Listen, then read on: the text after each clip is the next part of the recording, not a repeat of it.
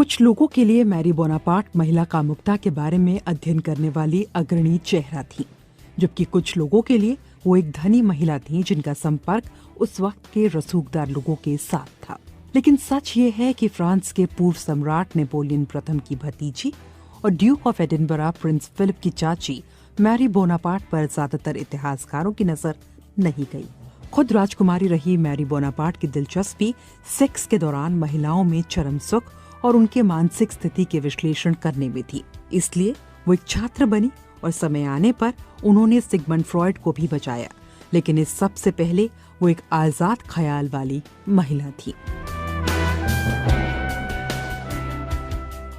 उनकी जीवनी लिखने वालों के अनुसार वो एक दिलचस्प व्यक्तित्व की महिला थी, जो वैज्ञानिकों के बीच भी उतनी ही सहजता से खड़ी हो सकती थी जितना कि राजघराने के सदस्यों के साथ। वो हमेशा सेक्स में महिलाओं के सुख से जुड़े सवालों के उत्तर खोजती रही। मैरी बोनापार्ट का जन्म पेरिस के एक जाने माने और धनी परिवार में हुआ था। वो मैरी फेलिक्स और फ्रांस के राजकुमार रोलैंड नेपोलियन बोनापार्ट की बेटी थी। उनके दादा फ्रांसवा ब्लांक एक जाने माने व्यवसायी थे और कैसीनो मोंटे कार्लो के संस्थापक थे। लेकिन मैरी का जीवन बचपन से ही त्रासदी भरा रहा। जन्म के समय वो मरते मरते बची। उनके दुनिया में आने के 1 महीने बाद उनकी माँ ने दुनिया को अलविदा कह दिया। उनका बचपन परेशानी भरा रहा और वो अकेलेपन से जूझती रही।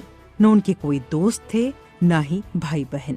ऐसे में वो अपने पिता के साथ अधिक वक्त बिताती थी, जो मानव विज्ञानी और भूगोलवेत्ता थे। वो अपनी दादी से खौफ खाती थी।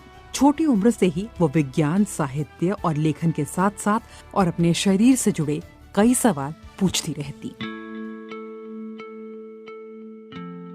एक दिन मैरी का ध्यान रखने वाली महिलाओं में से एक मिमो ने उन्हें हस्त मैथुन करते हुए देख लिया। 1952 में मैरी ने खुद अपनी डायरी में इस घटना के बारे में लिखा है कि उन्होंने कहा, ये पाप है, ये स्वीकार्य नहीं है। अगर तुमने ये किया तो तुम मर जाओगी।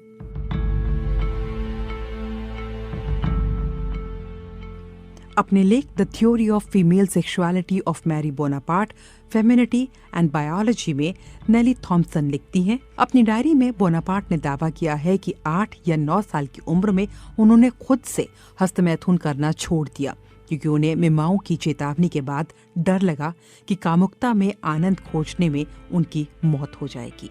कम उम्र से ही विद्रोह के बीच मैरी में पड़ चुके थे और वो इस बात को मानने को तैयार नहीं थी कि महिलाओं को किसी की अधीनता स्वीकार करनी चाहिए। किशोरावस्था में उन्होंने अंग्रेजी और जर्मन भाषा की पढ़ाई शुरू की, लेकिन उनकी दादी और उनके पिता ने अचानक उन्हें आगे की परीक्षा देने से रोक दिया। थॉम्पसन के अनुसार इसके बाद मैरी ने इसके लिए खुद को दोष देते हुए लिखा, मेरा नाम, मेरा रैंक, मेरा भाग्य, खास तौर पर मेरे सेक्स पर धिक्कार है, क्योंकि अगर मैं लड़का होती तो वो लोग मुझे कोशिश करने से नहीं रोकते।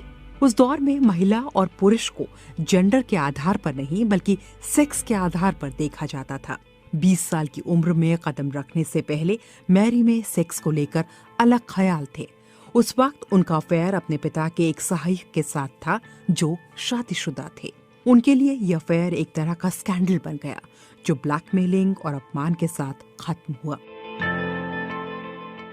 मैरी के पिता ने सोचा कि वो उनकी मुलाकात ग्रीस और डेनमार्क के राजकुमार प्रिंस जॉर्ज से करवाएंगे, जिन्हें वो अपने दामाद के रूप में देखना चाहते थे। प्रिंस जॉर्ज मैरी से 13 साल बड़े थे। मैरी उनसे शादी के लिए राजी हो गईं, जिसके बाद 12 दिसंबर 1907 में एथेंस में दोनों की शादी हुई। दोनों के 2 बेटे हुए, प्रिंस यूजीन और प्रिंस पीटर। लेकिन दोनों की शादी में सब कुछ ठीक नहीं था। देखा जाए तो दोनों की शादी 50 साल चली, लेकिन मैरी को जल्दी पता चल गया था कि भावनात्मक तौर पर उनके पति उनसे नहीं बल्कि अपने चाचा डेनमार्क के राजकुमार प्रिंस व्लादिमीर से जुड़े हैं।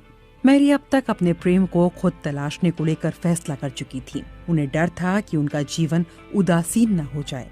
ऐसे में अपने जीवन की परेशानी को हल करने का रास्ता उन्होंने पढ़ाई में तलाशना शुरू किया। ज्ञान पाने की मैरी बोनापार्ट की भूख और महिला की कामुकता और सुख को समझने की उनकी इच्छा ने उनके अध्ययन को आगे बढ़ाया। साल 1924 में उन्होंने ए नरजानी के छद्म नाम से एक लेख लिखा जिसका शीर्षक था notes on the anatomical causes of frigidity in women, यानी महिलाओं में उदासीनता के शारीरिक कारण। अमेरिका के जॉर्जिया में मौजूद इमोरी यूनिवर्सिटी में बिहेवियरल न्यूरो एंडोक्राइनोलॉजी के प्रोफेसर किम वॉलन कहते हैं, वो इस बात से परेशान थी कि किसी के साथ सेक्स करने पर उन्हें कभी चरम सुख नहीं मिला। वो ये मानने के लिए तैयार नहीं थीं कि महिलाओं को खुद हस्तमैथुन से ही चरम सुख मिल सकता है। मैरी बोनापार्ट का मानना था कि किसी व्यक्ति के साथ सेक्स करने पर भी अगर महिला को चरम सुख नहीं मिल पा रहा है तो ये एक शारीरिक समस्या हो सकती है। उन्होंने इसे समझने के लिए एक थ्योरी बनाई। महिला के वजाइना और क्लिटोरस के बीच दूरी जितनी कम होगी, सेक्स के दौरान चरम सुख पाने की उसकी संभावना उतनी ज्यादा होगी। अपने इस थीसिस पर काम करने के लिए उन्होंने 1920 में पेरिस में 240 महिलाओं के वजाइना और क्लिटोरस के बीच की दूरी का नाप लिया। प्रोफेसर वॉलन ने डॉक्टर एलिजाबेथ लॉयड के साथ मिलकर मैरी बोनापार्ट के शोध का अध्ययन किया है। वो कहते हैं, उनके प्रकाशित शोध के अनुसार ये डेटा व्यवस्थित तरीके से एकत्र नहीं किया गया था, बल्कि वास्तविक रूप में उस वक्त इकट्ठा किया गया जब महिलाएं अपने डॉक्टर से मुलाकात करने गई थी। दोनों जानकारों के मुताबिक वजाइना की ओपनिंग से क्लिटोरिस की दूरी के आधार पर मैरी ने सैंपल को 3 हिस्सों में बांटा। हालांकि उन्होंने ये नहीं बताया कि इस आधार तक वो कैसे पहुंची। इंडियाना यूनिवर्सिटी के history and philosophy of science विभाग में प्रोफेसर डॉक्टर लॉयड बताती हैं, मैरी बोनापार्ट का हाइपोथेसिस भी दिलचस्प था।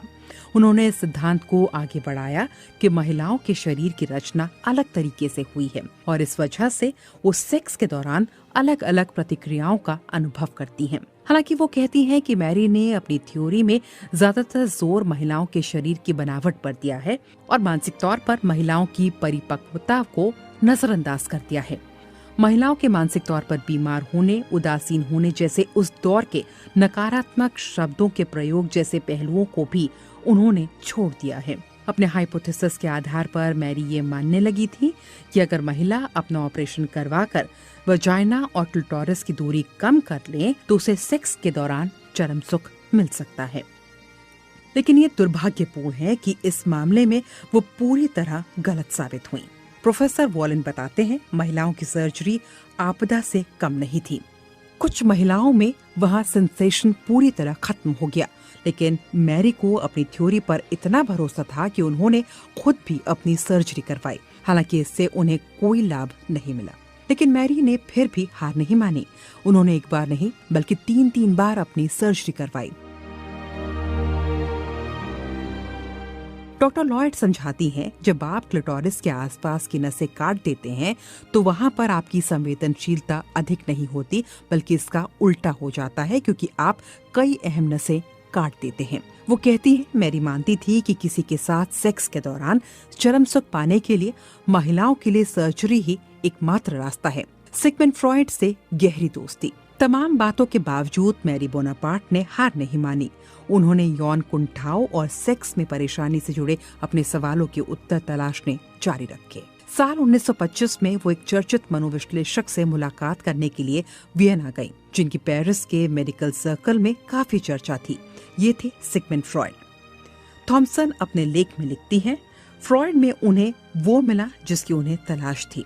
उन्हें एक नए पति मिले जिन्हें वो प्यार कर सकती थी और जिनके साथ वो काम कर सकती थी। मैरी बोनापार्ट उनकी मरीज बन गई, लेकिन जल्द ही मनोविश्लेषण में मैरी की दिलचस्पी बढ़ती गई और दोनों अच्छे दोस्त बन गए। बाद में मैरी उनकी छात्रा बन गई।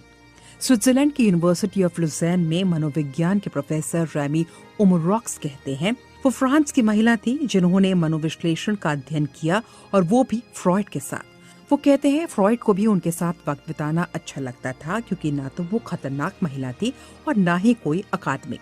जब दोनों की मुलाकात हुई थी तब फ्रॉइड 70 साल के थे और मैरी एक दिलचस्प, बुद्धिमान और धनी घर की महिला थी जो उनके साथ बहस कर सकती थी। मनोविश्लेषण के क्षेत्र में पेरिस में मैरी बोनापार्ट एक जाना माना नाम बन गई थी। यहाँ तक कि राजकुमारी के रूप में वो अपनी आधिकारिक डायरी में अपने मरीजों के बारे में लिखने में भी सफल रही थी। लेकिन नसीब ने पलटी खाई और जब ऑस्ट्रिया पर जर्मनी नाजियों ने हमला किया तो उन्होंने फ्रॉइड का जीवन बचाया। अपने पैसे और प्रभाव का इस्तेमाल करते हुए मैरी ने फ्रॉयड और उनके परिवार को वियना से निकालकर लंदन पहुंचाया, जहां उन्होंने अपने जीवन के आखिरी साल बिताए। 1938 में बीबीसी को दिए एक इंटरव्यू में सिगमंड फ्रॉयड ने बीबीसी को बताया था कि जब मैं 82 साल का था, मैंने वियना में मौजूद अपना घर छोड़ दिया। उस वक्त वहां जर्मनी ने हमला किया था। मैं वहां से इंग्लैंड आ गया और उम्मीद कर रहा हूं कि यहाँ की आजाद फिजा में अपनी आखिरी सांस लूंगा। एक आजाद सोच वाली महिला। व्यावसायिक परिपक्वता ने अंततः मैरी बोनापार्ट को महिला कामुकता पर अपने ही सिद्धांत का विरोध करने के लिए प्रेरित किया। प्रोफेसर वॉलन कहते हैं, मैरी ने अपने सिद्धांतों को पूरी तरह खारिज कर दिया। वो कहते हैं 1950 में उनकी एक किताब प्रकाशित हुई जिसका नाम था फीमेल सेक्सुअलिटी।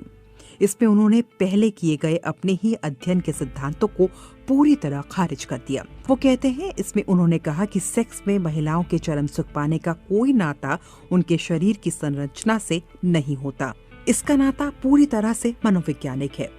उस वक्त वो 25 सालों से मनोविश्लेषण का काम कर रही थी। प्रोफेसर वॉलन मानते हैं कि मैरी बोनापार्ट एक क्रांतिकारी महिला थी। वो कहते हैं कि बाद में उन्होंने अपना मन जरूर बदल लिया, लेकिन मैं मानता हूँ कि उनका वास्तविक शोध अपने आप में उल्लेखनीय था। प्रोफेसर डॉक्टर लॉयड कहती हैं, मैरी बोनापार्ट आकर्षक व्यक्तित्व की महिला थी। उनका जीवन दुखों से भरा रहा, लेकिन वो मेरे लिए हीरोइन की तरह थी। वो कहती हैं, वो अपने शरीर से खुश नहीं थी और महिला सेक्सुअलिटी के मामले में अपने वक्त से कहीं आगे थी। प्रोफेसर रैमी ओमोरॉक्स ने कई सालों तक पेरिस में मैरी बोनापार्ट के काम का अध्ययन किया है। वो कहते हैं, वो एक अद्भुत महिला थी। वो साहित्य के बारे में जानती थी, वो राजनीति के बारे में भी जानती थी, वो शाही गलियारों में भी लोगों से बहुत अच्छे संपर्क रखती थी। 20वीं सदी के पहले हिस्से के सभी जाने माने लोगों को जानती थी। वो कहते हैं, फेमिनिस्ट मूवमेंट का भी एक अहम चेहरा थी। ओमोरॉक्स कहते हैं, मैरी बोनापार्ट आखिरकार इस नतीजे पर पहुंची। महिलाओं में कामुकता को देखने का उनका तरीका पितृसत्तात्मक था, क्योंकि वो ये मान रही थी कि चरम सुख पाने का केवल एक ही तरीका हो सकता है। हालांकि वो ये भी कहते हैं, वो अपनी सोच के स्तर पर स्वतंत्र भी थी और जटिल भी। हम उन्हें ऐसी महिला के रूप में भी याद कर सकते हैं जिसने सिगमंड फ्रॉयड को चुनौती दी।